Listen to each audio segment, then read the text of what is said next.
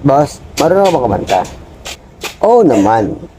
Ang dami kong alam na kanta. Meron nga ako isang kantang hindi pa naririnig ng sino man. O kung may nakarinig man ito, ay napakadalang. Isang kanta na aking natutunan sa aking kabataan. At pakinggan. Ang kay David, so big and long, sukatin mo 10 inches long, ulo pa lang.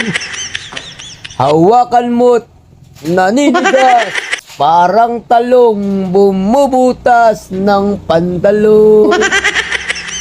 Salsalin mo, may lalabas, kulay puting, parang gatas, tamo diyo.